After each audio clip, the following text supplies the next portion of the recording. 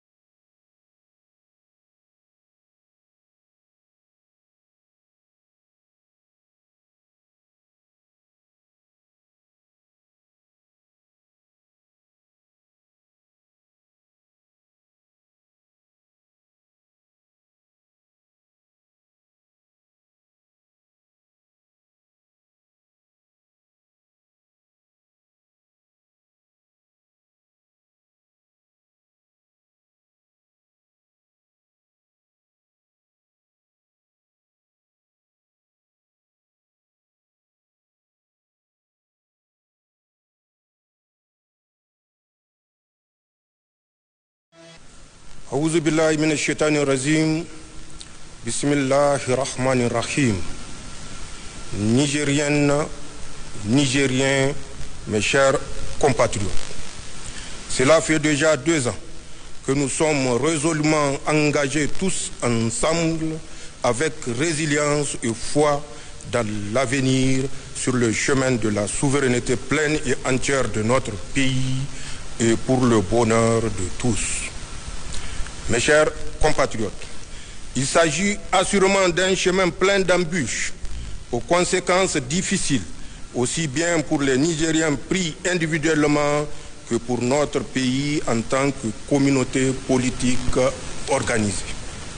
En effet, depuis le 26 juillet 2023, et notre engagement patriotique à prendre notre destin en main, le système néocolonial réactionnaire de mise sous tutelle du Niger que nous avons renversé n'a cessé de se déchaîner contre notre pays et son peuple.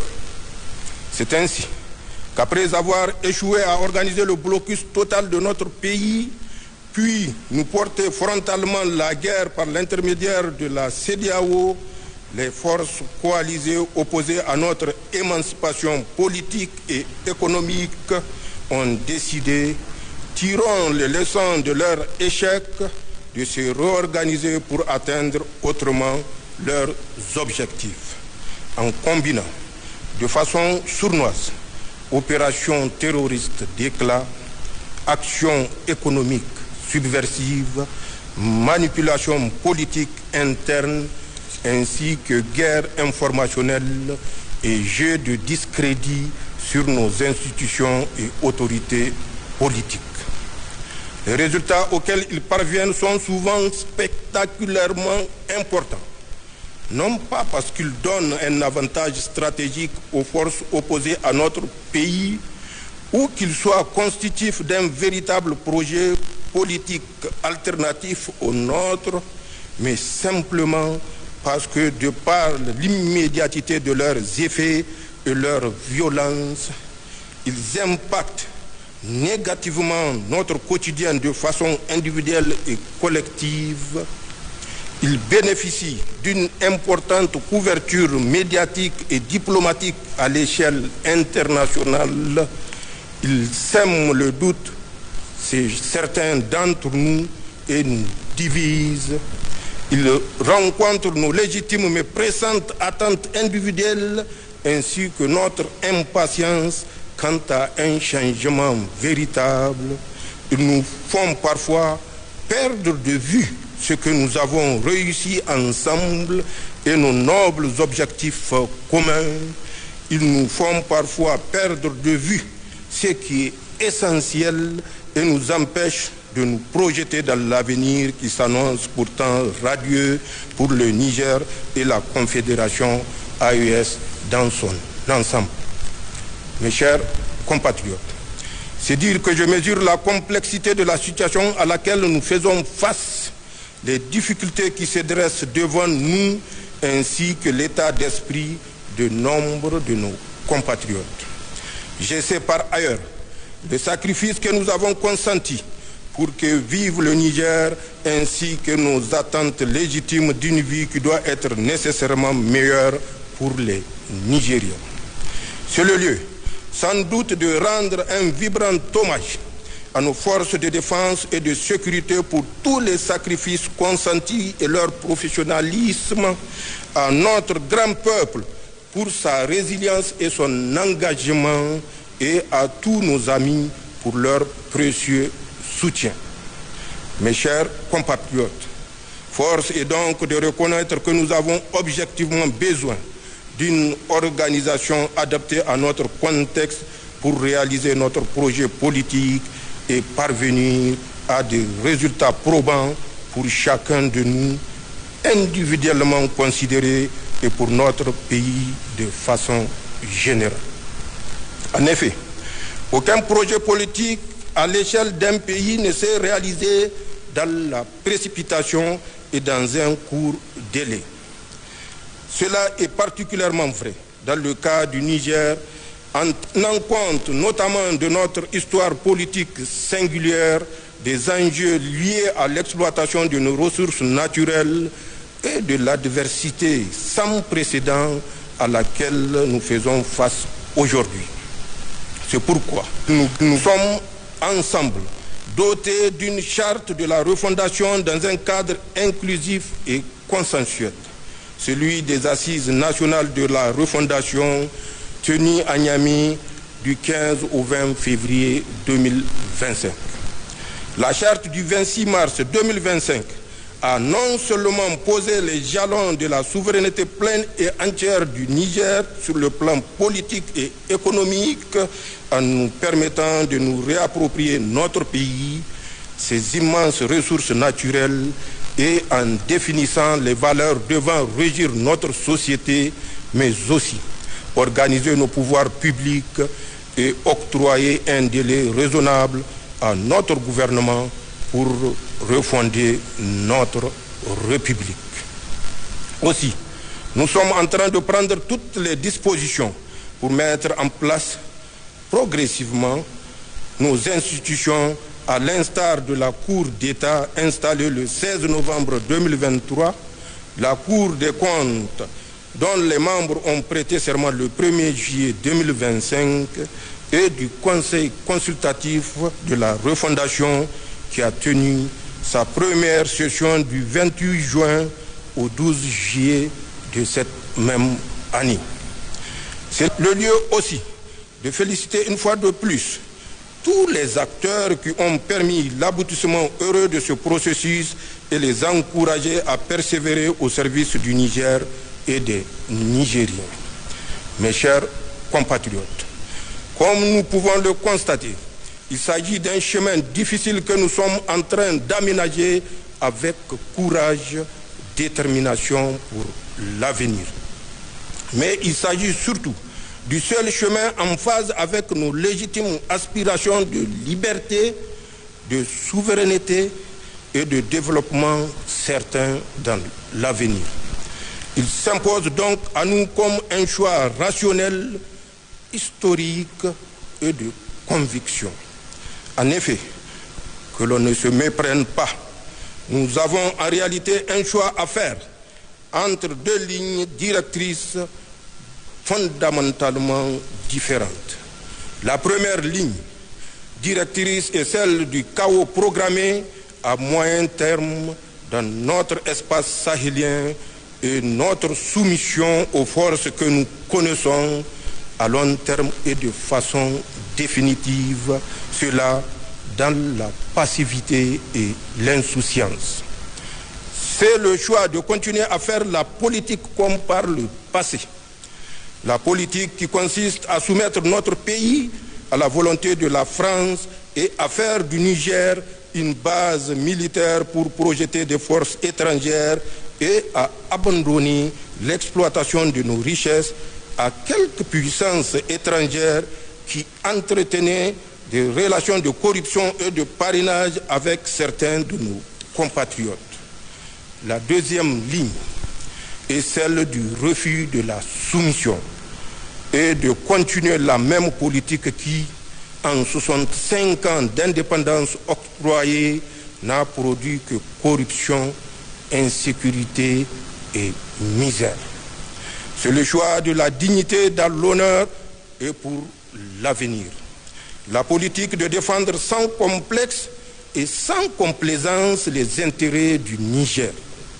Elle consiste à ne soumettre le Niger qu'à la seule volonté des Nigériens et à nous approprier notre pays et l'audace de nous engager sur un nouveau chemin en rupture d'avec ce que nous avons expérimenté jusqu'à une date récente. Mes chers compatriotes, ce choix d'emprunter le chemin difficile qui est désormais le nôtre, nous l'avons fait ensemble et dans l'unité, en toute responsabilité et en ayant une claire conscience des enjeux et défis qui nous attendent. En effet, depuis que j'ai l'insigne honneur de présider à la destinée de notre cher pays, j'ai toujours tenté, lors de mes différentes prises de parole, de présenter dans la transparence l'exacte situation dans laquelle notre pays se trouve en identifiant clairement les menaces, les jeux des acteurs, les enjeux et les défis. J'ai ainsi prévenu les Nigériens de toutes les difficultés auxquelles nous faisons face dans leur complexité pour mieux nous préparer au combat difficile mais victorieux que nous allons devoir mener dans la durée, Inch'Allah. J'ai sensibilisé les Nigériens sur la vaste campagne de désinformation contre notre pays dans le but de nous diviser, de jeter le discrédit sur nos institutions pour briser notre élan. C'est dans ce cadre que s'inscrit en effet toutes les pressions médiatiques qui consistent à exagérément amplifier tout ce qui est perçu comme un problème de gouvernance et à discréditer toute initiative de mon gouvernement. Mes chers compatriotes, pour ma part, j'estime que quelle que soit la difficulté à laquelle nous sommes confrontés aujourd'hui et seront confrontés à l'avenir, elle s'inscrit nécessairement dans la conjoncture de l'exercice du pouvoir d'État et reste liée à nos choix politiques, stratégiques actuels. Elle ne saurait par conséquent nous dévier de notre serment devant Allah et notre engagement devant le peuple nigérien de n'agir que de bonne foi pour et dans l'intérêt du Niger. Elle ne saurait annihiler le mérite des Nigériens qui ont décidé souverainement et définitivement de rompre avec toute domination et de s'engager véritablement dans la voie du développement endogène de leur pays. Labousaninu Zanchan Assani Halele du non. Du reste, fort de notre histoire plusieurs fois millénaire, de notre résilience à toute épreuve, notre solidarité agissante, de notre force de travail, de nos ressources naturelles réappropriées, de notre union sacrée et de nos aspirations communes, je reste convaincu que nous avons en nous et chez nous la détermination et le génie pour y faire face victorieusement. Mes chers compatriotes, parlant du travail, c'est le lieu d'encourager tous les Nigériens, quel que soit leur secteur d'activité, à se remettre véritablement au travail, car c'est le seul moyen de sortir de la pauvreté et développer notre pays. Aussi, à ce stade de mon allocution, j'aimerais rendre un hommage mérité à tous les acteurs, paysans, entrepreneurs et administrations qui portent avec courage et des résultats tangibles le programme de la grande irrigation. En effet, grâce à leurs efforts conjugués à ceux du monde rural en général, pour la première fois au Niger, nous n'avons pas connu de situation dite période de soudure. Des informations qui ont été remontées par les canaux fiables du secteur, les produits alimentaires sont en effet largement disponibles sur l'ensemble du territoire national et à des prix abordables. C'est bien la preuve que le travail bien fait porte toujours de bons fruits et que nous sommes capables de réussir dans un délai raisonnable notre souveraineté alimentaire. J'aimerais également rendre un hommage à tous ceux qui se sont mobilisés pour le Fonds de solidarité pour la sauvegarde de la patrie. Ce fonds a permis à notre pays de faire des réalisations importantes. Il s'agit là également d'une preuve supplémentaire que nous sommes capables, ensemble et dans la solidarité, de réaliser de belles choses. Aussi, j'encourage tous les Nigériens à persévérer dans ce sens pour le bien de notre pays. Nigériennes, Nigériens, mes chers compatriotes, j'aimerais, au terme de mon allocution, rassurer les Nigériens qu'en dépit de la conjoncture difficile que nous traversons et de l'adversité féroce auquel nous sommes confrontés, notre pays se trouve bien sur le bon chemin, celui de la dignité, de la souveraineté et du combat pour un avenir meilleur pour tous. Aucune difficulté, aucune épreuve, aucun obstacle actuel ou à venir ne doit entamer notre engagement pour le Niger et entraver la réalisation de notre grand projet commun. C'est de la survie et de l'avenir de notre pays dont il s'agit. Je vous invite par conséquent à plus d'engagement et de travail pour réussir ensemble dans l'union et la solidarité. C'est cela notre part de responsabilité historique. Pour le reste, j'invite tous les Nigériens à intensifier les prières et doigts pour qu'Allah continue de préserver notre pays, qu'il nous gratifie d'une bonne saison de pluie et nous accorde la réussite dans tous nos projets pour le Niger et notre confédération AES.